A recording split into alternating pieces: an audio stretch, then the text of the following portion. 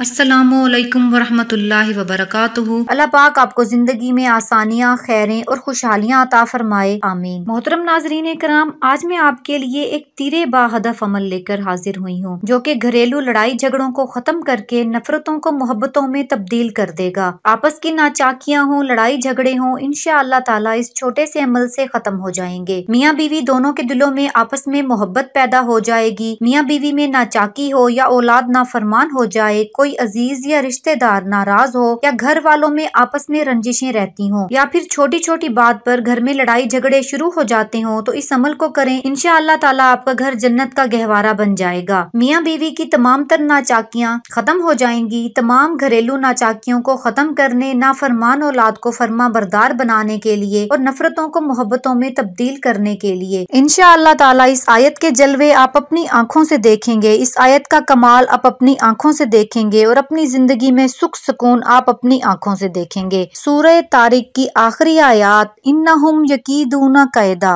व अकीदू कायदा फमहिल्लिल काफिरीना अमहिलहुम रुवायदा। सूरह तारिक की आखिरी आयत हर फर्ज नमाज के बाद अव्वल व आखिर 3 मरतबा दुरूद इब्राहिमी के साथ इन आयात मुबारका को आपने हर फर्ज नमाज के बाद 25 मरतबा इन आयात मुबारका को पढ़ें और उसके बाद अल्लाह पाक की बारगाह में अपनी परेशानी रखें, अल्लाह पाक से दुआ करें। इंशाअल्लाह ताला इस आयत की बरकत से आपकी जिंदगी की सारी परेशानियां हल होना शुरू हो जाएंगी और आपकी जिंदगी में कामयाबियां आना शुरू हो जाएंगी। अल्लाह पाक आपको हर तरह की आसानी, खैरें और बरकतें अता फरमाए, आमीन।